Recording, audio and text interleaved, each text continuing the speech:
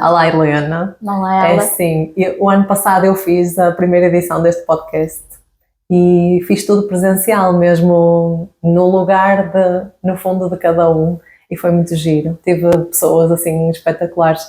E este ano eu vou fazer assim num regime de meio-meio, porque eu tenho pessoas de longe, inclusive de outros países que vão participar, e então vamos tentar fazer uns presenciais, outros online, e acho também, não sei se tu tens essa experiência, que cada vez mais não há distância quando nós fazemos por gravação. Eu sinto mesmo nos atendimentos e tudo, que é muito como se estivéssemos juntos, quase nos abraçamos, nem que seja só pelo olhar, mas eu sinto muito essa proximidade na mesma.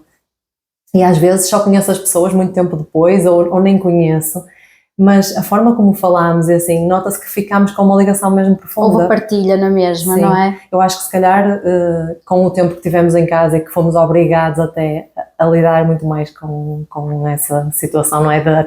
Os miúdos terem as aulas e de começarmos pelo menos eu falo, nós como família passamos a fazer chamadas com muita frequência, a fazer... Certo. Sim, e eu acho que agora é muito fácil de nós criarmos ligações e assim mesmo. De nos conectarmos através da câmara. Muito giro, por isso eu acredito que vai ser diferente agora, mas que também vai ser assim muito especial. E eu convidei-te, eu conheço um bocadinho do teu percurso, apesar de tudo, não é? Porque é o que estávamos a falar, tu tens crescido muito a todos os níveis, seja familiar, não é? A nível pessoal, certo, como profissional. E eu gostava, para quem não conhece, assim, que tu me dissesse o que é que te fez chegar até aqui, que contasse um bocadinho da tua história. Olha, começando lá de trás, eu desde muito pequenina que eu entendi que ia estar ligada a algo prático. Ou seja, quando comecei a ter idade para pensar no futuro ou idealizar uma profissão, aquilo que eu sabia que estava logo de parte era estar num escritório fechado o dia inteiro ou a lidar com papéis, porque não consigo estar assim tão estagnada fisicamente. Sim. Então até começou pela ideia, se calhar algo ligado mais ao desporto ou assim. Entretanto, ali pelos meus 15 anos tive uma lesão. Foi a primeira vez que tive contacto com a fisioterapia e foi aquele clique de dizer assim, isto é mais fixe do que só a vertente... Já estavas ligada ao desporto? Não, praticava lá está, por hobby, não é? Natação na altura. E tive uma lesão recorrente disso e foi depois ao realmente ter de procurar a fisioterapia para ultrapassar essa situação que eu percebia, isto... é uma coisa física, mas é interessante, e ficou ali aquele bichinho, e quando tive que pensar nisso a sério, foi a única opção de curso a que me candidatei, não tinha nenhuma segunda opção, ou era isto, ou então podia fazer outra coisa qualquer, e comecei por aí. Não me consigo imaginar realmente a fazer nada mais do que isto. Depois a área em concreto em que estou agora foi depois com o tempo, mais precisamente quando engravidei do meu primeiro filho, que eu estava toda entusiasmada. As mães têm dito isso, que nasce o filho e parece que o sonho de repente também, não é? No meu caso foi porque vivi muito a minha gravidez e já tive 2 e sou aquela pessoa que adora estar grávida, mesmo com enjoos e tudo isso. Sim. E do meu primeiro filho era aquele entusiasmo por ter todo o conhecimento sobre uma gravidez, preparar para o parto e tudo isso, e foi assim um bocado decepcionante para mim. As coisas que na altura eu encontrei como básico ou aquilo que as pessoas por norma têm acesso a. Sim. Não sentiste que tiveste o apoio assim que... Não foi ter o apoio porque eu tinha meios para aceder a outro tipo de informações e de preparação, mas percebi que a pessoa comum, ou se calhar a pessoa que não é da área da saúde, não tem acesso. Aquilo que lhe está a ser entregue, se calhar é aquilo que ela vai achar que está ok e que são as opções que tem. E então foi daí que me surgiu o bichinho de perceber que tinha que chegar algo mais às mulheres, que tinha que haver mais informação, que tinha que acima de tudo haver mais preparação no caso do parto vaginal. E daí começou. Passei por esse parto, ele nasceu e quando voltei à prática clínica já foi muito com esse bichinho e comecei então a minha formação mais direcionada para a saúde da mulher e da gravidez, sempre acompanhando o Pilates clínico, que é outra das minhas grandes paixões. Fazes, não sei se é esse o termo, mas fisioterapia pélvica. Certo. É isso? Ok. Pois que eu vejo que tu direcionaste mesmo nesse... Sim, porque lá está, nós para continuar dentro da fisioterapia e como outras áreas, o nosso corpo é muito complexo, não é? Então realmente para tu teres um bom conhecimento claro. E poderes dar algo de valor às pessoas, acabas por ter que de focar numa... De te focar claro e poderes evoluir e continuar a aprender e a saberes cada vez mais sobre... Seres realmente boa em algo, não é? É isso, e acima de tudo sermos bons para podermos ajudar efetivamente as pessoas que têm disfunção nessa área. Sim, porque senão vais entregar o básico, não é? Que... Certo. Sim. É isso. E eu queria só referir uma coisa, é que nós tivemos uma conversa longa no antes, que talvez eu ponha no final, porque eu tenho falado muito na questão de nós cada vez mais, eu acho que devíamos querer quebrar os ciclos daquilo que nós achamos incorreto, e principalmente nós falamos em relação às crianças, não é? E sermos uma voz ativa mesmo na sociedade, seja às vezes, seja só com uma pessoa, seja em grupo, mas começarmos no fundo a pensar, se calhar, talvez seja mais fácil de agirmos, que é a pensar se isto acontecer com o meu filho,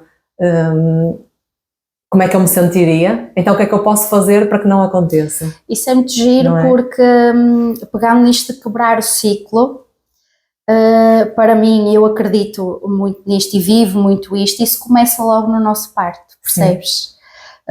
Porque é a nossa primeira marca no meio extrauterino, então é mesmo nós sentir e ver que quanto mais positivo é um parto, ou seja, melhor é a primeira impressão deste ser vivo ao mundo, e deixa uma marca de amor, por assim dizer, enquanto quando resulta um parto se calhar mais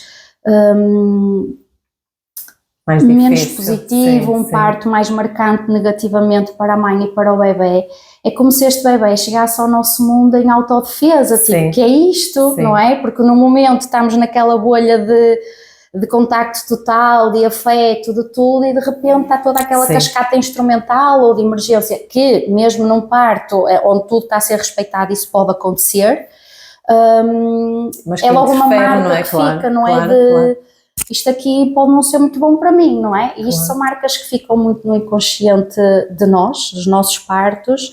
Então eu acredito que se nós conseguirmos reverter aqui um bocadinho as coisas e isso resulta numa mamã mais informada, num casal bem informado, um casal bem preparado, muitas vezes leva a um desfecho, ou seja, depois junto das equipas que estão lá na linha da frente, no momento do parto, também os ajuda, não é? Claro que sim. E quando se nós, todos nós pudermos fazer bem o nosso trabalho e depois as variáveis de parto se alinharem, porque também precisamos que isso aconteça dessa forma, de facto estamos logo a contribuir para um início mais feliz daquela família, não é? Sim. Porque foi um parto bonito, um parto que a mãe e o pai vão recordar de uma forma mais positiva, o bebê foi recebido de uma forma mais positiva, e tudo isto leva a que o pós-parto não seja tão turbulento, porque é sempre, não vamos romantizar, porque o pós-parto é uma altura de grande transformação. Mas tu falaste isso de quebrar ciclos, começa aí, e eu pensei, ok, realmente, se calhar, quando nós somos mães, ou seja, o nosso percurso dali para a frente passa a ser de muito mais responsabilidade nesse quebrar ciclos, não é? Certo. Porque enquanto que tu sendo só mulher, entre aspas, tu, ok, quebras, não quebras, às vezes é um bocado, não é? O que vais, não tens muita consciência de, vou sofrendo com isso, mas arco com as consequências. Mas quando começas a ver que as crianças, seja teu filho ou não, que dependem de tudo isso, parece que dá uma força diferente, não é? Para nós agirmos de acordo com aquilo que realmente sentimos. Diferente, e eu acho que é um caminho, eu acho que a maternidade pode ser um caminho de cura para nós próprios, porque nós às vezes para conseguirmos quebrar esse ciclo com os nossos filhos ou com outras crianças, temos de saber às vezes encarar próprias feridas, que é difícil, às vezes de mexer em situações ou de perceber que aquilo nos aconteceu e se calhar não devia ter acontecido, ou seja, um bocadinho nós sair daquele registro e dizer assim, também passei por isso e estou aqui. Sim, é isso mesmo. Porque ainda há muito esta muleta de os pais tentarem justificar ou de ficarem bem com eles próprios, dizendo, porque eu também passei por isto e eu estou aqui e fez-me bem. Pronto, pode haver situações que sim, há outras que eu acho que não. Sabes que é muito difícil socialmente ainda as pessoas aceitarem o erro e aceitarem o... Então, mesmo que seja perante uma criança ou assim, muitas vezes... O arranjar a desculpa em vez de assumir, não é? Estavas a dizer o pedido de desculpa. Que há bocado estávamos a falar. Porque tu podias dizer assim, olha, ok, mas eu mando aqui, sou eu que mando. Agora já disse. É isso mesmo, não é? E até para não dares o papel de fraca, como socialmente as pessoas acham que é, não é verdade. Não é verdade, é muito mais fraco aquele que não é capaz de refletir sobre aquilo que fez e assumir que, ok, eu errei nesta situação, não é? Mas... Depois de se ser mãe, realmente passa-se por muito mais situações assim, porque tu tens de tomar a consciência, mesmo tu até podias reagir de determinada forma com os teus pais e não perceber a atitude deles, mas quando tu és mãe, tu passas a perceber, não é? Muita coisa. Mesmo que não tenha sido a mais correta ou mesmo que tu, não é? Então há muitas coisas que ao mesmo tempo que tu queres fazer diferente, mas que também magoam porque tu te estás, no fundo, a perceber o que é que... por aquilo que passaste, o que é que aconteceu contigo, que responsabilidade é que tu tens daí para a frente, certo. Não é? Para que não aconteça com os teus filhos, dava assim, acho que muitos dias de conversa. A maternidade dava muita conversa, a começar logo ali no pós-parto, não é? Porque eu acho que às vezes temos um bocadinho a tendência de romantizar um bocadinho o pós-parto, e de certa forma há essa parte romântica, não é? Porque há aquela bolha de amor inexplicável, que uns sentem logo, outros demorem mais algum tempo a sentir. Mas há tanta coisa por trás, não é? Mas depois também há aquela parte que eu acho que ainda pouca gente fala, e eu falo pela minha experiência pessoal. Eu, das 2 vezes que passei por um parto, é o chegar a casa e a transformação interna que há em nós depois de um parto, e eu pensei que isso só ia acontecer quando passei por isso da primeira vez, achei que da segunda estava tudo controlado, e aconteceu-me exatamente a mesma coisa, que é chegar a casa, e depois quando a gente já recupera assim ali um bocadinho e quer começar a sair e não sei o quê, para mim, por exemplo, abrir o armário, e tudo que era meu e que fazia todo o sentido para mim até há 3 dias ou 4 atrás, não é? Sim. Deixou de fazer. De repente, já não ser a pessoa que gostava, por exemplo, daquelas peças de roupa. E eu, a primeira vez que senti isto, no meu primeiro pós-parto, eu achei que eu não estava bem, dizer assim. Não é? Porque eu estava a achar aquilo uma futilidade, não é? Tipo, mas acho que isso acontece em todo... Eu lembro-me de ir comprar uma camisa para levar para o hospital, não é? E ela estava-me larga. E o meu filho nasceu... E ela era justa, porque não tinha noção, tipo, que mesmo o peito e assim, que tipo, então, mais do que dobrava. Eu acho que é então, a transformação interna é indescritível a forma como nós já não somos aquela pessoa de há 2 dias atrás antes de um parto. É que é 2 dias, não é? Tu não tens tempo de... Não somos aquela pessoa e de repente chegamos a casa e temos que usar as coisas daquela pessoa e algo ali não está a funcionar e depois o nosso corpo também, não é? Porque é uma parte de nós, claro. O nosso corpo está diferente, as coisas ainda não estão a assentar como era suposto, e então eu acho que começa logo aí também um dos desafios da maternidade, que é quem sou eu? Sim. Então às vezes isto pode ficar muito confuso para a pessoa, que é quem sou eu e tenho que tomar conta desta criança, e não podes parar, e como é que eu estou agora no meio da minha relação amorosa, porque também não sei.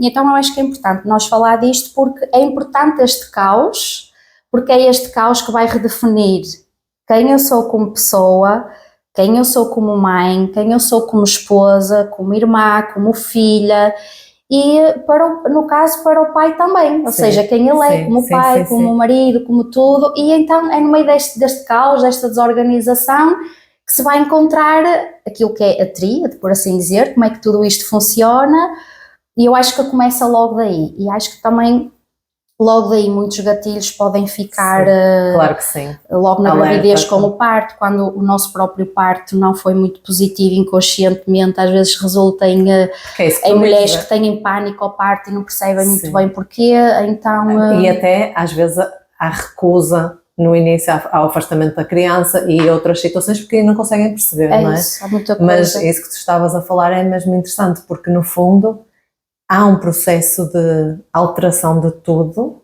que acontece, tipo, num abrir e fechar de olhos, não é? Em 2 dias aquilo mudou, mas tu és obrigada a lidar com tudo isso, a organizar tudo isso, sem teres tempo nem espaço, porque tu não podes afastar-te e deixar aquilo acontecer para ir. E depois, outra coisa que eu me apercebi ao passar por isso como mãe, e que me leva a ter essa consciência como profissional, que é, nós estamos a viver tudo isso e é como se, às vezes até para as pessoas mais próximas e para a sociedade em geral, o que importa é o bebê. Sim, é isso. Ou seja, nós estamos a passar por aquilo tudo e toda a gente só está interessada em perceber se o bebê está bem tratado. Como é que o bebê está? Se o bebê mama, se o leite é bom, Sim. Não é? E às vezes a mãe está ali com um trapo. Mas é mais isso, E está tudo a adorar o bonequinho. É o bebê, mas é se tu estás a dar o teu melhor ao bebê. Ainda por cima. Ainda há essa exigência de, parece que a gente chega e tem que ser a mãe perfeita para aquele bebê, porque senão parece que há aquele julgamento da sociedade, porque não se faz assim, então acho que tem que haver mais consciência, mais sensibilidade para tudo o que esta nova família está a passar, e é mais um momento até para trazer ali às vezes outras feridas ao de cima, às vezes até entre os próprios pais, entre pessoas próximas, da forma como se está a lidar com tudo isto. Então assim, a maternidade pode ser, não pode, é um caminho muito bom, que pode ser muito doloroso ao mesmo tempo, não é? É isso. Mas tu fazes esse trabalho logo depois do nascimento ou começas a fazê-lo antes? Olha, sim, Alda, um parto começa-se assim que uma pessoa sabe que está grávida, não é? Okay. E tem de começar a ficar para trás aquela ideia de que preparação para o parto é um mês antes. Não, preparação para o parto... Eu tenho falado nisso porque assim, nós preparamos-nos para tudo, tu estás anos a estudar, não é? Para teres a tua profissão, e depois... tu preparas para tudo e depois há situações assim... Como o parto, e qual é a preparação mais normal? Meia dúzia de aulas teóricas? E às vezes nem isso. E a questão é, as mudanças vão ser tantas, vai impactar com tudo, com a tua vida toda, no fundo. Com a tua profissão que até já era estável, com a tua relação que até era segura, vai interferir em tudo. E como é que é possível só... Vai nascer e pronto, como se fosse só, tu vais comprar mais um...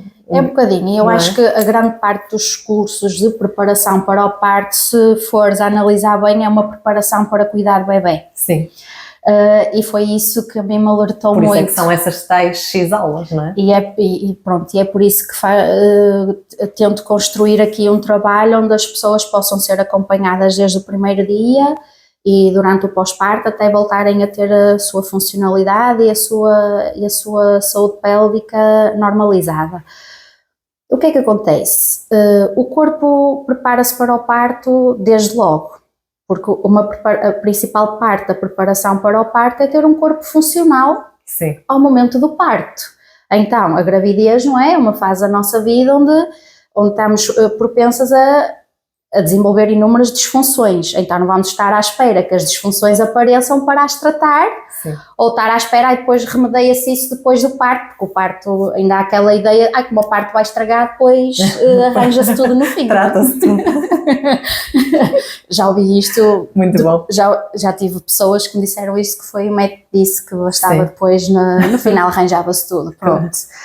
Não é assim. Então a preparação começa logo do início, através de uma avaliação pélvica para percebermos se temos ali sinais de alarme para uma disfunção que se esteja a desenvolver. Se estiver, vamos agir em conformidade, se não, começamos a parte da prevenção, através de toda a consciência corporal. No caso também temos o Pilates clínico, aulas exclusivas para grávidas, porque já vamos estar a trabalhar no sentido de estar a prevenir essas alterações e a dar capacidade para o corpo lidar com elas. Depois temos também a parte do curso em si, onde vamos nos centrar muito na mulher, e também o marido perceber muito bem tudo o que é que está a acontecer ao corpo da mulher, muito sobre a prática do trabalho de parto, não é? Porque é Sim. preciso depois na hora também eles perceberem aquilo que poderá ajudar mais ou menos.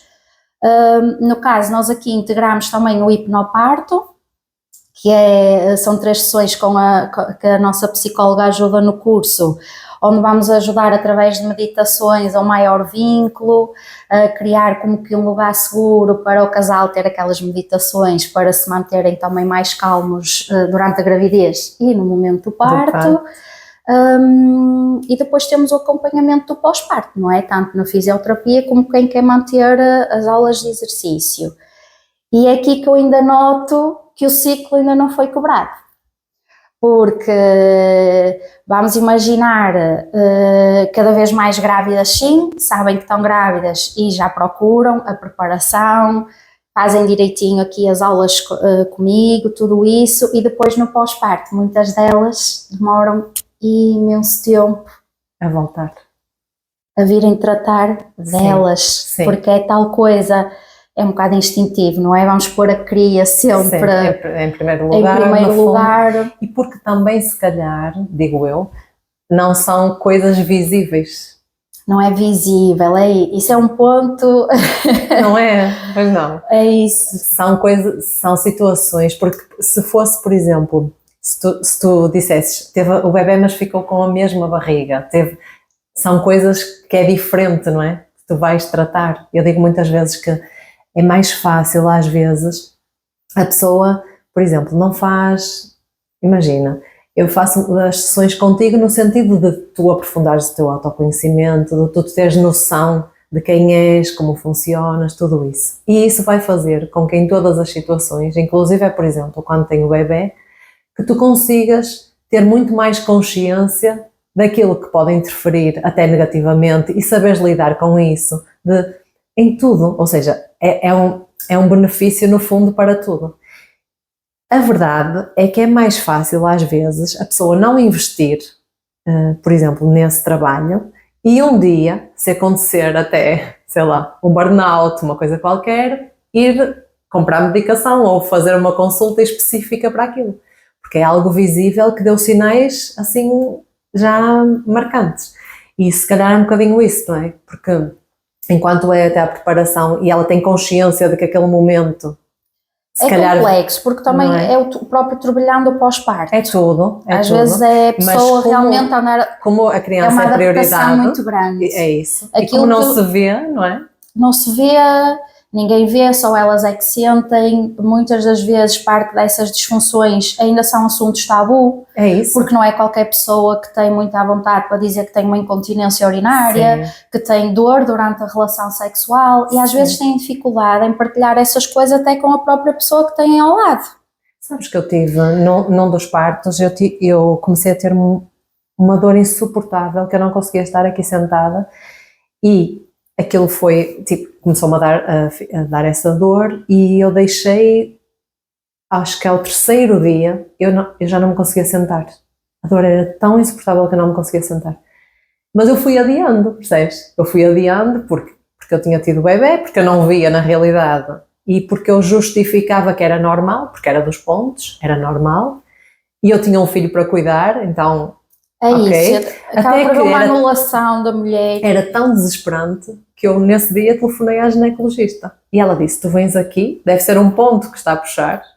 Imagina, eu fui lá. E foi preciso chegar ao extremo da situação. Eu fui lá, ela cortou o ponto e eu vim embora, sem dor nenhuma. Mas aguentaste, é uma coisa típica da mulher. Mas aguentei, até porque, primeiro porque eu achava que era normal, era o primeiro filho e eu achava que o ponto a cicatrizar que poderia ser normal ter a dor. Mas depois, porque eu tinha o miúdo para cuidar, porque eu tinha não sei o que, né? Então fui tipo arrastando, até que eu fui quando já não aguentava, eu já nem me sentava, percebes? E assim, aquilo até foi rápido, foi 2 ou 3 dias, mas mesmo assim, acho que quando a criança nasce, e às vezes estamos a tentar gerir tudo, acontece muito isso, acontece a prioridade não somos nós. A prioridade é o bebê e de certa forma é um ser que depende inteiramente de nós, mas é aqui que eu falo muito, que eu gosto muito de falar com as mulheres, da importância de uma rede de apoio, de segurança, para que elas tratem delas, porque nós, para realmente estarmos bem para o outro, nós temos de estar bem connosco, não é? Então é impossível nós estarmos bem connosco quando temos um desconforto tão grande, seja por uma cicatriz, seja por uma incontinência, seja por uma disfunção sexual. E a incontinência pode ser quase automática? Pode ser uma consequência de parto, logo a seguir, pode resultar. São situações em que há menor risco quando temos o trabalho de casa feito durante a gravidez, mas que ainda assim, dependendo de como corre um parto, às vezes podemos ter esse tipo de consequências. Há mulheres que passam por isso já na gravidez, e já na gravidez as coisas não estão bem e há aquele tabu de procurar ajuda. Sim. Parece que estamos numa sociedade muito aberta e que falamos muito bem sobre tudo, mas não é verdade. E depois às vezes ainda temos a barreira até, às vezes a mulher até, por exemplo, quando vai ao ginecologista ou assim, até comentar certos sintomas, e temos aí outra barreira, que é às vezes ouvir que é normal. Sim, é isso, é desvalorizado. Às vezes ouvimos, não é normal, ou seja, pode ser comum, mas não é normal, porque o normal é nós sermos continentes, funcionais sexualmente, e termos uma vida sem desconforto, seja a que nível for. Isso é o normal. E eu acho que há muitas áreas onde isso até acaba por acontecer, mas na parte de maternidade é quase 100% das queixas têm uma justificação de é normal. Pelo menos até tu levares aquilo a um extremo de dizer eu não aguento mais e preciso de ajuda, mas muitas vezes, seja no que for, até tu dizeres eu já não aguento mais, eu estou cansada, seja no que for, é normal, todas as mulheres passam por isso, vais ver que tipo... Sim, mas o ser comum não justifica ser normal. Exatamente. O ser comum não significa que então que todas temos que passar por isso. Isso significa que precisamos de outras respostas, não é? Significa que precisamos de outras respostas e é aí que cada um tem o seu lugar. Eu tenho o meu lugar, quando eu posso ajudar até aqui, preciso de outras opiniões e caminho, porque eu tenho que fazer o melhor que eu posso e que sei por aquela pessoa, não é? E eu não sei das áreas de outros profissionais de saúde, sei da minha. E por isso é que é tão importante cada um, ou seja, a pessoa ter essa rede de apoio, não rede de apoio familiar neste caso, mas ter as pessoas certas para ajudar, não é? Sim, faz muita diferença no caso do acompanhamento de uma gravidez e de um pós-parto, não é? E de qualquer fase da vida, porque as disfunções pélvicas não acontecem só durante uma gravidez ou um pós-parto, não é? Sim. Em qualquer fase da nossa vida podemos desenvolver uma disfunção do género das que estamos a falar. Aqui o importante, mas era aquilo que estávamos a falar, ou seja, ainda nota, ou seja, a grávida bem, toda contente, fazer a sua avaliação, faz a sua preparação, passa ao parto e muitas até depois nem sequer vêm em fazer uma avaliação pós-parto, algumas só muito tempo depois porque é se organizarem no meio da... quando de repente se lembram que afinal... Não, e às vezes é mesmo adaptarem-se àquela nova realidade, às novas rotinas. E algumas procuram, não é? E temos sim algumas que entendem desde logo que para eu estar a ser a melhor mãe para o meu bebê, eu tenho que cuidar de mim e fazem tudo muito direitinho desde logo e isso é muito bom porque se nota a diferença. Mas o importante é que mesmo que tarde vamos sempre a tempo. Sim. Mesmo que tarde elas vão sempre a tempo. Mas pronto, ainda é um caminho que está em construção, ou seja, temos aqui ainda uns anos para lutarmos, para passarmos muita informação às pessoas, porque até que chegue o ponto que seja normal. Sim. Eu passei por um parto e eu vou cuidar de mim. Sim. Porque isto ainda não está assente na nossa sociedade, ainda não é aceito até, porque... Não é, na maior parte... já deixou o bebê? Mas vai deixar o bebê sozinho para ir aonde? Claro. Quem é que vai deixar o bebê? Ainda continua e isto faz esta pressão. Continua a existir muito isso, fala-se muito nos papéis que pai e mãe é igual, mas a verdade é que se o pai for, nem que seja a tarde inteira, Olha, eu às vezes gosto de falar, futebol, por exemplo. Não acontece nada. Eu sou um bocadinho, eu corto um bocadinho. Sim, mas não sentes isso, não sentes que a mãe, mesmo para vir aqui, às vezes meia hora, uma hora, sente esse peso. Porque até socialmente, e vais deixar o bebê, sente mas o ele ainda peso, tem uma semana. e sabes, e às vezes é a própria mulher, e às vezes certos companheiros ficam assim a olhar para mim ao início, mas depois entendem, porque, por exemplo, quando alguma senhora me diz assim, eu tive muita sorte, porque ele ajuda-me. Mas sabes, ele própria ajuda, mulher porque... toma-me conta do bebê e às vezes os senhores estão presentes e eu com todo o respeito digo assim, desculpe, teve o quê? Tive muita sorte. Que é o básico, não é? Não teve sorte. Você claro. Tem um marido funcional. Claro. Ou um companheiro funcional, ou companheiro, ou não é? É o suposto. Tem um parceiro ou uma parceira funcional, porque pai não é rede de apoio. Claro. Pai é pai. Claro. Ou mas vamos fazer um exercício. Mas a mulher diz isso porque socialmente ela foi... Fomos criados assim, criadas assim, é da mulher. Então, eu às vezes brinco com eles a dizer assim, olha, vamos inverter os papéis. Então, amanhã o marido chega ao trabalho e diz assim, ei, olha, consegui vir sair, a minha mulher hoje à noite vai ficar com os meus filhos. E os outros vão todos dizer assim, o quê? A tua mulher vai ficar com os teus filhos. Opá, tens uma mulher espetacular, tipo, ninguém reage assim, pois não. Mas sabes uma certo? Coisa, sabes, eu sinto que nós falamos tanto que estamos muito evoluídos, não estamos. Eu continuo a ver, inclusive miúdas, adolescentes, que são obrigadas, entre aspas, a cuidar da casa, a fazer... Quando têm irmãos, elas é que têm de assumir, por exemplo, porque um dia vão ter uma casa. Isso ainda está a acontecer. Ainda acontece muito, percebes? Então, acho que há muitas coisas assim que nós incutimos na mulher, e a mulher é a responsável, e se a mulher deixa o filho nem que seja meia hora, e como é que a criança vai ficar sozinha? Ou seja, há aquele peso, não é só dela, é do que ela vai ouvir, de onde é que deixaste o teu filho. Eu lembro-me uma vez que fui, já não sei, comprar qualquer coisa e disse assim, mas disse ao senhor, mas eu tenho de comprar rápido porque eu tenho o meu filho no carro. E ele olhou assim para mim e disse, deixou o menino no carro, está lá o pai. Tipo, eu tinha o filho no carro, ele era pequeno, eu não queria deixá-lo muito tempo, mas eu nunca deixei os meus filhos sozinhos. Mas ele olhou assim para mim, tipo, a mãe deixou o filho no carro, assim, pronto. Mas acho que ainda continua a acontecer muito e continua-se a educar as miúdas para serem assim, para serem a mulher. Mais um ciclo que e, tem que e o pai continua a ser um grande pai se levar o menino à escola, ou se, não é? Sim, há muito o ter sorte, não é? Tens sorte com os maridos, sorte com Tens os muita pais. Sorte. Então não é sorte, isso são dois adultos funcionais. Sim. E no caso é um adulto do sexo masculino funcional, porque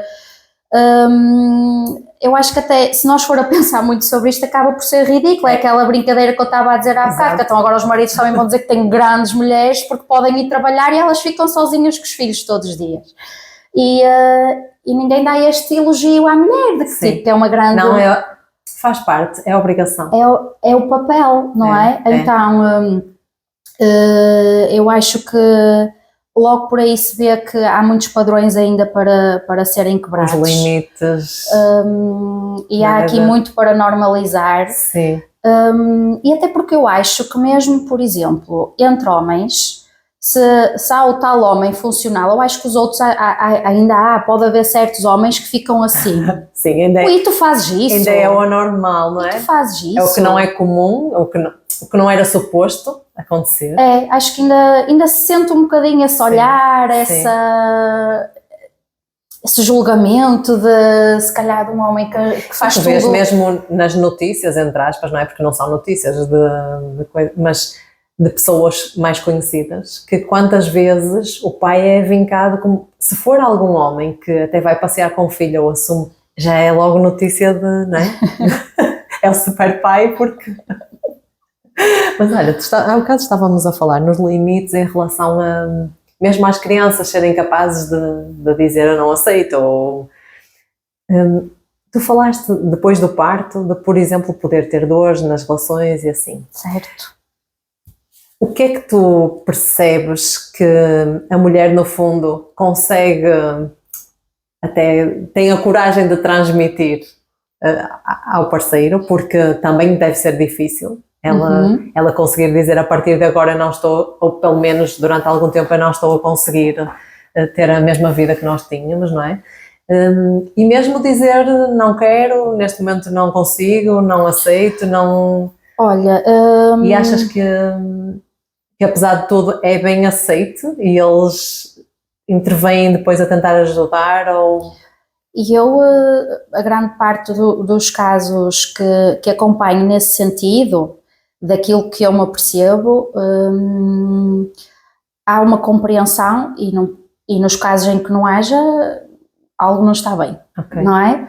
Então há essa abertura delas realmente dizerem que algo não está bem e de facto sinto quase sempre uma grande preocupação do parceiro em perceber também porquê e em querer que tudo fique bem com elas. Eu acho que aos pouquinhos já há muita coisa que está a mudar e principalmente em relação à sexualidade. Sim, mas também quem chega a ti já chega aberto para tudo isso. Pronto, é isso. A grande parte dos pós-partos eu já acompanhei na gravidez, então já não há conversas de que tive muita sorte com... Sim, e mesmo quando tu fazes o acompanhamento, já é alguém que chega a ti preocupado e sabendo que vão existir essas mudanças. Exatamente. Que vão ter de se adaptar, que há coisas que vão mudar, então já vão com essa abertura. É mais fácil também depois aceitarem o que daí vier e tentarem resolver juntos, porque eles já começaram esse processo juntos, não é? Certo. Também há situações de pessoas que não fazem preparação e depois, quando têm a disfunção de virem, procurar ajuda, porque às vezes só mesmo quando o corpo nos dá os tais sinais de alerta, de já não aguento mais, é que a pessoa ganha consciência que algo não está bem e que vem procurar ajuda. Mas de facto não me lembro de nenhum caso em que a mulher me tenha transmitido que o parceiro não aceitava uma situação dessas de haver esse entrave na relação. Sim. Mas quando tu dizes procurar ajuda nesse sentido, tem a ver com as relações, procurar então, ou mais em termos de... Tem a ver com tudo, sabes? Okay. Porque podia ser só, por exemplo, disfunção urinária. E tu sentes que nessas situações que é mais fácil elas te procurarem?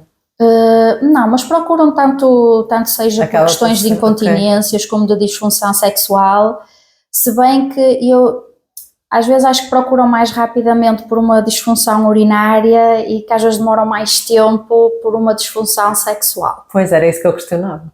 Até talvez pelo tal tabu que estávamos a falar, não é? Porque é mais fácil... É o tabu, se calhar é o tentarem perceber porquê. Sim. E depois, quando estamos a falar de uma disfunção sexual, uma incontinência urinária tem algo palpável, que é eu perdi urina, não é? De certa forma, eu não consigo estar confortável. E às vezes no caso da disfunção sexual, como estávamos a dizer há bocadinho, e bem, o pavimento pélvico, ou seja, altera, o pavimento pélvico não é visível. Então a própria mulher às vezes pode andar ali um tempo confusa porque não percebe muito bem porque é que a coisa não está a correr bem. Sim. É por isto ou é por aquilo. Às vezes elas realmente demoram algum tempo a se conseguir organizar, a conseguir ter percepção e dizer, ok, não, isto está relacionado com isto ou com aquilo, vou procurar, ou não tenho ideia, mas procuram ajuda. Sim.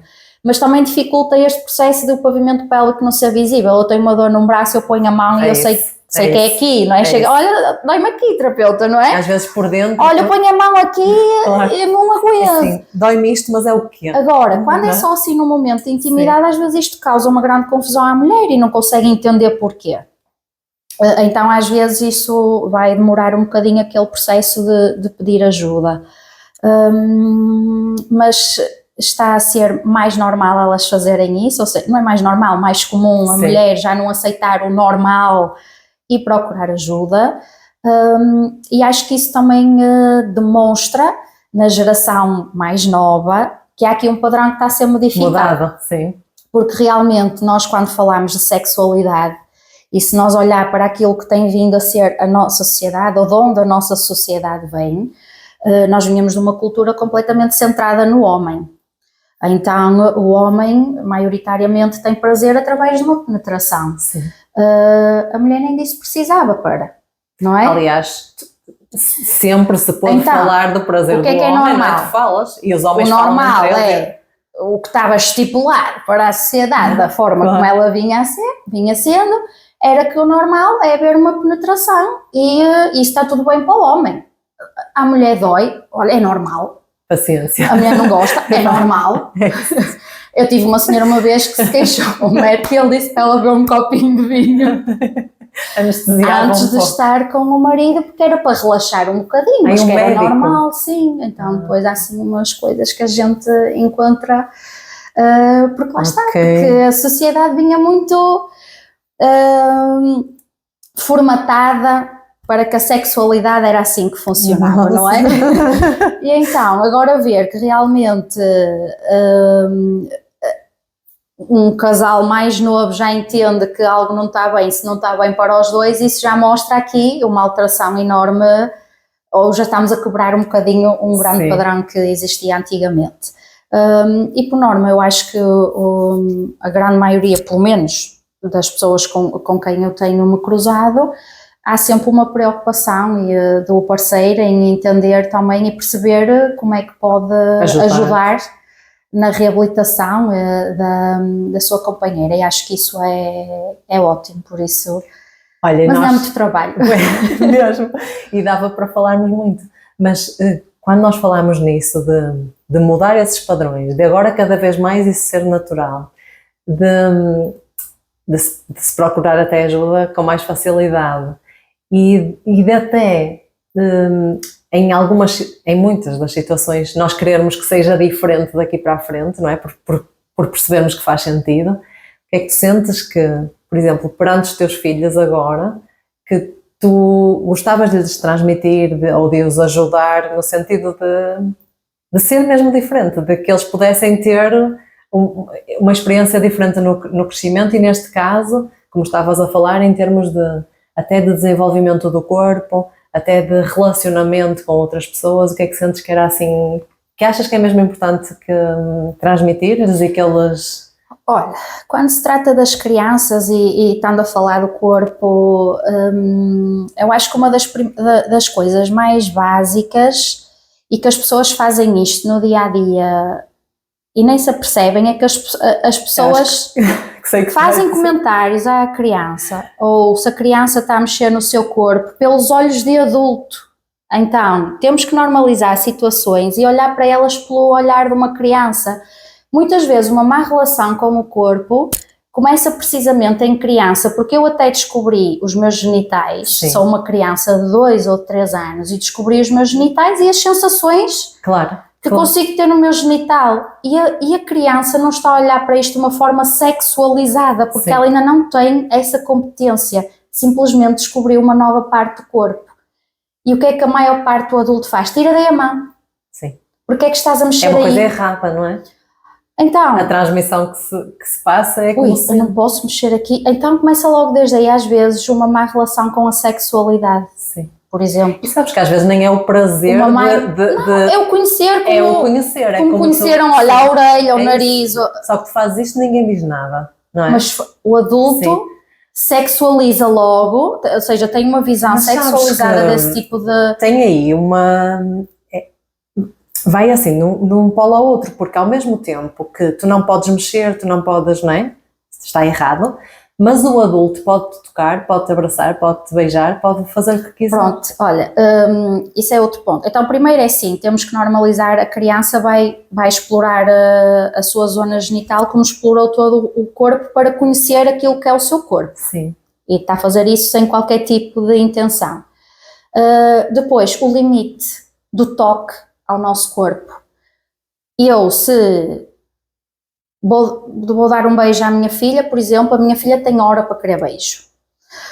E às vezes eu vou toda lançada porque eu quero dar um beijo e um abraço, e eu não quero beijos. E às vezes apetece-me comê-la, não é? De beijo. Sim. E eu tenho que respeitar esse limite da minha filha, por mais que eu me apetecesse estar-lhe a dar carinho, porque se eu fizer isso, a minha filha entende, eu digo que não quero beijos, e os meus pais não me dão beijos, por isso, de hoje à amanhã alguém chega de fora, não é? E ela diz, eu não quero beijo, a pessoa insiste, isso para a minha filha vai ser uma coisa do outro mundo, e ela não se vai ficar, porque... Sim, mas vai ser fácil dela dizer não. Vai ser fácil ela dizer não, e se calhar mais fácil dela chegar à minha beira e dizer, eu disse que não queria um beijinho e ele deu-me um beijinho. Isso, exatamente. Certo?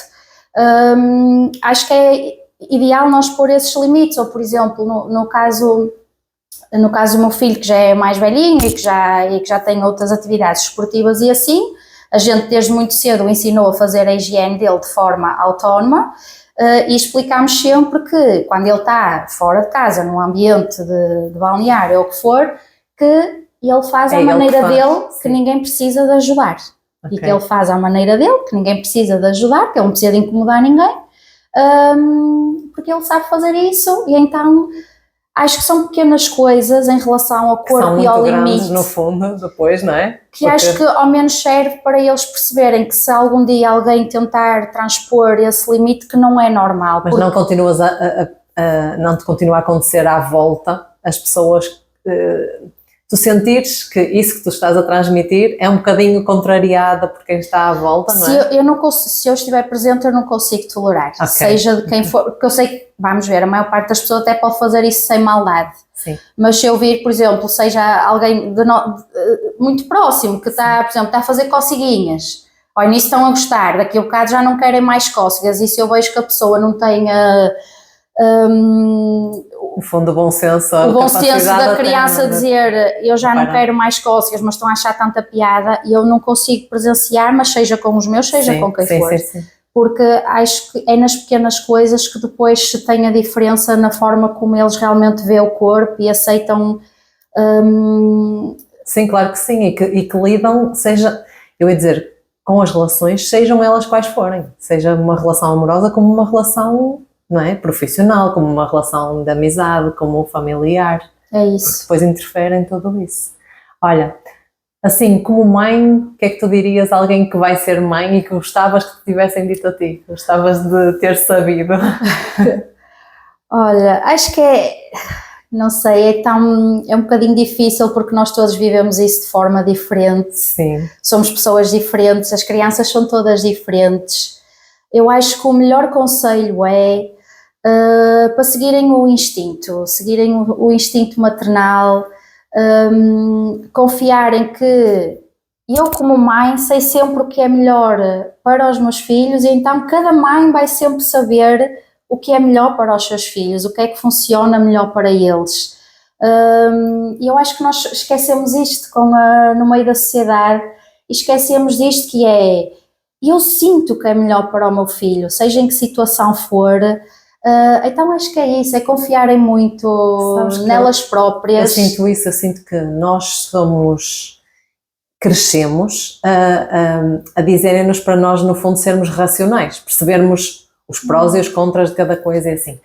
E eu sinto cada vez mais que, mesmo quando era bem pequenina, até na adolescência, noutras fases, que se eu tivesse seguido o instinto, eu tinha acertado muito mais do que... Há muitas coisas que eu percebo hoje, de decisões que tomei assim, que eu tinha consciência já na altura, porque o instinto já me dizia.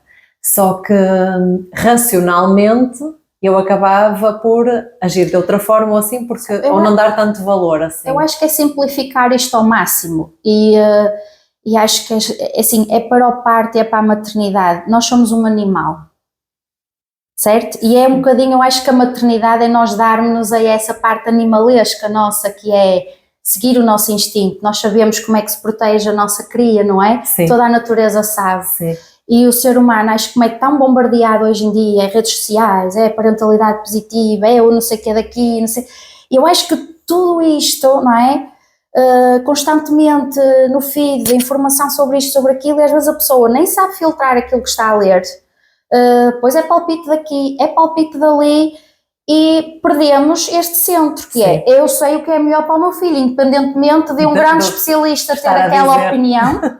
Isso pode não resultar com o meu filho. E então os pais acho que têm que ter este discernimento de perceber que o que resulta para em 100, o que resulta para 99 pode não resultar para o meu, e está tudo certo, vamos continuar a procurar aquilo que vai resultar melhor para ele. Exatamente. Não temos que andar todos sempre, o rebanho não tem que andar sempre todos juntos. Porque se somos mesmo todos tão diferentes, porque é que nós queremos respostas iguais? Isso não há, isso não existe. Continua a acontecer muito, não é? Principalmente naquelas... há coisas que são, o desfralde, é tirar a chupeta, quase que temos um calendário. Sim. Que até, olha, fez 2 anos. É isso. E tem que ser. E isso não funciona assim. E não faz sentido. E nem a forma como se faz, porque com o teu filho tu facilmente se calhar consegues tirar de uma forma e com a tua filha de outra. E está tudo certo, não é? É isso mesmo. Eu tenho 2 filhos completamente distintos, com um desenvolvimento diferente um do outro. E está tudo bem. E acho que isto é um exercício muito grande para nós como pais também, que é aceitar também cada filho como é, porque às vezes até nós podemos cair naquela tentação de porque ele já fazia isto, ela ainda não faz. Ai, porque ela faz isto e ele não... Então... Sim, e mesmo eu eduquei-o assim, por isso aí ela vou fazer igual. Resulta. Não, ok, mas não com ele resultou. Mas resulta com ela... forma de falar... Olha, eu há tempos li isto de um especialista e identifiquei-me muito porque tenho 2 filhos, se calhar quem tem um não entende, que é... Se calhar, Aula, se tu pegares no meu filho e meteres numa sala e a minha filha noutra e disseres Rodrigo, descreve a tua mãe, Safira, descreve a tua mãe, eu acho que eles vão descrever 2 pessoas diferentes. Sim. Porque o input que ele me dá e ela é diferente. Muito. Então, ele se calhar vai ter umas reações minhas, ela vai ter outras. Sim. Então é um bocado aquela coisa que eles não são filhos, eles são irmãos, mas não são filhos dos mesmos pais. Sim, mas é isso. Sabes que eu tenho um dos exemplos que me lembro quando falámos assim nestas situações é que os meus 2 filhos, imagina, tu tens aqui, aconteceu-me isso várias vezes, de ter velas em casa a arder, porque eu gosto muito. E eu lembro-me de dizer, esta vela queima, cuidado, ok. O meu filho mais velho, o meu filho mais novo, se tu tivesses a entrar naquela porta, ele dizia assim, olha, não mexas que a minha mãe disse que esta vela queima. O mais velho automaticamente punha a mão e dizia, ai, queima mesmo. Percebes?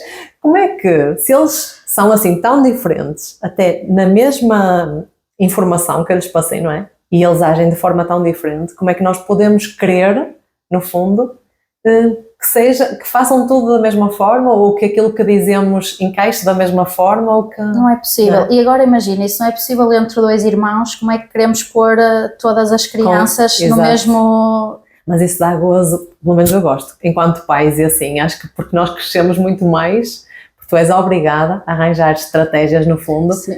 Para conseguir, e quanto imagina, mais desafiante é o filho, maior o curso de pais, não é? Mas dá mais gozo ainda, eu acho. Eu gosto muito sabes aquele desafio de, tu dizes, ainda não tens filhos, por exemplo, na adolescência, mas eu adoro, e na adolescência acontece mais, eu acho, apesar de sempre acontecer, tu dizes ao teu filho que queres que seja feita alguma coisa desta forma. E ele diz, não, desta forma não vou fazer, e argumenta. E é assim, a tua vontade interna era que ele aceitasse logo e ficava tudo... Era mais fácil. Até porque era feito como tu queres. Mas dá-me um gozo, a sério, um gozo, quando, ok, não aceitou, argumentou, deu o ponto de vista dele e está tudo certo. Porque é que feito da forma que tu estás a dizer ou à hora que tu estás a dizer é melhor do que se ele fizer noutra hora e, não é? Há tantas coisas assim que se calhar nós chocamos porque não damos a margem de... Porque é que para ti, sei lá, até quero ler a história, mas queres ler a história antes de lavar os dentes ou depois de lavar os dentes? E tu dizes, não, tem de ser depois de lavar os dentes porque assim já estás na cama, para ti faz todo sentido. Mas será que a criança não prefere, por exemplo, em vez de estar deitada, estar sentada a ouvir a história porque ouve com mais atenção, porque tem noção que tu estás ali mais para ela, porque não adormece ao ouvir a história? Percebes? Há tantas coisas às vezes por trás. Eu acho que nós, mais uma vez, é o adulto ter dificuldade em baixar à perspectiva da em ouvir criança. Mesmo a criança, não é? Se calhar às vezes a maior parte dos conflitos acontece mais, como estávamos a falar há bocadinho, por nossa desregulação. Sim. E a nossa falta de calma às vezes para certas situações. É o querermos impor aquilo que... E não estamos a ouvir como se calhar outro adulto se nos disséssemos, olha, acho que não é boa ideia, eu preferia, e nós de um adulto aceitaríamos isso logo. Fácil. Ai, preferes antes? Ok, está tudo bem. Às vezes até aceitamos que decidam por nós. Tu vais jantar com um grupo de pessoas e tu queres isto, mas eles querem aquilo. A maior parte quer, tudo bem, eu como isso. E se for com as crianças não é isto porque a mãe está a dizer que isto é melhor. Não é? É. Acho que é um bocadinho assim. E eu sei que há coisas que nós temos de orientar, mas porque é que, por exemplo, na roupa, tu tens de orientar, porque tu não vais deixar o teu filho ir de sandálias quando o tempo está assim, ok. Mas porquê que tu não lhe dás 3 ou 4 opções de roupa e ele pode escolher? Porquê que tem de ser esta? Mesmo, porquê que ele até se sente desconfortável, mas tu obrigas? Porque achas que faz mais sentido, ou que fica mais bonito, ou que... Porquê? Não é? Porquê que não ouvimos? Era bem mais fácil até para nós lidarmos com eles. E evitámos muitas birras, por assim dizer, não é? Muitos conflitos. Olha, em termos de, no fundo, destes apoios, tanto, seja em que área for, não é? Estávamos a falar da tua área, o que é que tu, no fundo, sentes que, qual é a importância de termos alguém que nos guie nas diferentes fases da vida, neste caso até na parte depois do parto, ou seja, qual é essa importância de cada vez mais nós procurarmos ajuda, até antes mesmo de sentirmos essa necessidade das coisas, ou seja, de ser um resolver um problema e poder ser uma prevenção. Sim, e também isso é uma coisa que eu já noto que está a mudar, é que há mulheres que já procuram até antes de engravidar perceber se está tudo bem com a saúde pélvica delas, mesmo sem sintoma, e isso é ótimo, ou seja, porque já é entrar numa fase tão bonita, não é? E numa fase tão importante para o nosso corpo, a saber que não levamos nenhuma disfunção atrás, porque é sempre mais difícil reverter uma disfunção já durante uma gravidez do que sabermos que estamos a engravidar sem disfunção e que durante aquela gravidez só temos que manter a funcionalidade até aos 9 meses. Então eu acho que é extremamente importante, seja no caso da saúde pélvica como de outra situação qualquer a nível da saúde, nós estarmos sempre do lado da prevenção. Eu costumo dizer, eu sou fascinada pelo Pilates, não é? Pelo Pilates clínico em concreto. Porquê? Porque eu dá muito mais gozo como profissional ter um grupo de pessoas em que eu trabalho com elas a prevenção do que quando eu tenho que estar em gabinete, que já estou numa fase de tratamento, ou seja, já alguma coisa entrou em falência, por assim dizer, não é? Ou seja, já vamos ter que intervir. Então, eu sei intervir, mas gosto muito mais quando eu sei que a pessoa tem um estilo de vida e hábitos de vida e que estou a contribuir dentro do pouquinho que eu posso para que aquela pessoa tenha uma saúde muito melhor e que não chegue a ter uma disfunção. Até porque tem muito mais prazer durante todo o processo, não é? Claro. E não chega sequer a ficar com sequelas, entre aspas, de coisas que por mais que sejam tratadas, não é? Mesmo o desgaste, o desconforto, às vezes nós, se calhar até socialmente, ainda acabamos por investir mais quando de repente, ok, já se chegou a este estado, então tenho de pagar nem que seja a consulta, os medicamentos, o que for, mas eu faço.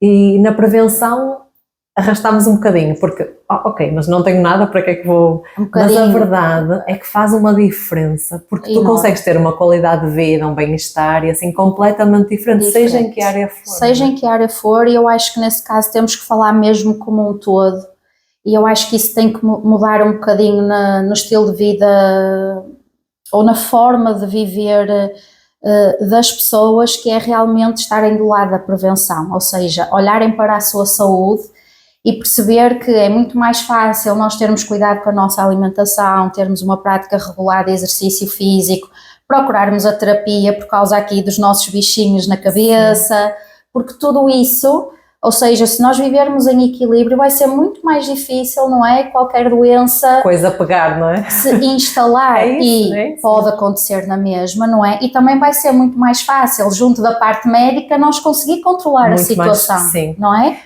O ano passado, quando eu fiz a primeira edição do podcast, uma das gravações foi com um colega que faz, no fundo, o trabalho dele é de trabalha contigo o exercício físico, mas para pessoas que tiveram cancro ou que têm, sabes? Fantástico. E o que ele fala muitas vezes é mesmo isso, é que ele conseguiu ultrapassar, porque ele também passou por essa situação, ultrapassar uma situação grave da melhor forma, porque ele já era atleta e porque já tinha... Completamente, não é? Os dados científicos cada vez mais mostram que em caso de doença, uma pessoa com um bom índice de massa muscular e outra sem, a que tem bom índice de massa muscular vai ter uma chance muito maior de conseguir levar as coisas a bom porto, não é? Sim, mesmo na recuperação e tudo é completamente diferente. Por isso é importante que isto chegue às pessoas, que não fiquem presas porque a mentalidade, no caso do nosso país, é assim, um diagnóstico de colesterol ou do que for, mas olha, tem que fazer cuidado com a alimentação, não é? Quantas conversas eu tenho destas por dia, olha, mas se calhar um plano nutricional ou assim, para tentar equilibrar, mas eu vou à farmácia buscar a medicação, ou seja, porque é que eu vou me privar daquilo que eu mais gosto de comer, se eu com a medicação resolvo isso fácil? Isto ainda está muito intrínseco. Pois está, muito enraizado. Então tem que ser mesmo, eu acho que a nossa geração já está a entender as coisas de forma diferente. Eu gosto muito dessa prevenção, porque eu consigo, mesmo por exemplo com adolescentes, acontece muito deles também eu fico chocada quando vou à farmácia e ouço, ainda há pouco ouvi uma mãe a dizer, não, ela já toma essa medicação há muitos anos, e a miúda, ela disse que tinha 21 anos, ou seja, medicação para controlar o stress, e assim, é tão bom quando tu consegues seguir uma criança e ajudá-la, uma criança ou um jovem, e ajudá-lo a, quando estás mais estressado, arranjar as estratégias para ultrapassar isso e não chegares a situações de ansiedade graves, de burnouts, de outras coisas assim, do que o contrário, porque depois, eu costumo dizer que é como um botãozinho, por mais que tu depois trates, aquilo já deu o clique, ou seja, tu nunca vais conseguir ficar no fundo bem. Se tu fores fazendo essa parte de te conheceres bem, de gerires a parte emocional e assim, tu nunca chegas a esse ponto, ou seja, mesmo em situações graves, tu vais saber lidar com elas da melhor forma e conseguir ultrapassá-las. Ter ferramentas, e neste caso é mais uma coisa que eu acho que faz todo sentido ser logo desde pequeninos, não é? Sim. Nós dar-lhes ferramentas para eles gerirem os pequenos conflitos que vão surgindo no dia-a-dia deles, porque eu acho que hoje em dia também se estão a criar um bocado de crianças que elas não estão preparadas para a frustração, sim, não é? E isso é importante, ensinar-lhes, ok, que é normal sentir esse stress e assim, mas o que é que podemos fazer com isso? Por exemplo, olha, vamos respirar, vamos ler uma história sobre o tema, por exemplo, não é? Então eu acho que desde pequeninos vamos tendo, é quase como pôr as sementes, não é? É mesmo, sabes que o primeiro... E conforme a idade as técnicas vão mudando, evoluindo, não é? Claro que sim. Aliás, eu lancei agora o livro para adolescentes e adultos, não é?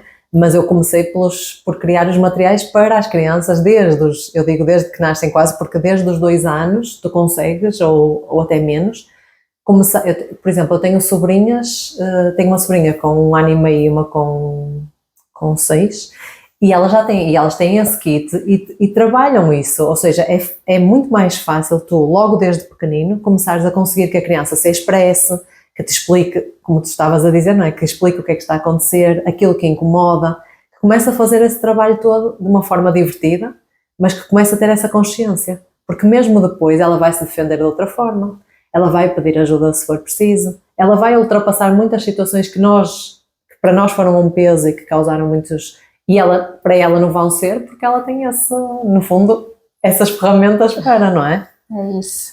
Olha, assim, eu acho que nós podemos ficar aqui o fim de semana todo. O fim de semana e continuaríamos. Podemos perguntar isso, se têm interesse em algum tema mais específico e fazermos depois, na realidade, porque nós falámos em coisas aqui mesmo muito interessantes. Eu acho que principalmente para mulheres e para mães, que acho que tocámos aqui em muitos pontos. Obrigada. Obrigada mesmo de coração. Obrigada. Foi muito bom. Gostei muito mesmo. Obrigada, um beijinho. Obrigada. E vamos falando. É isso.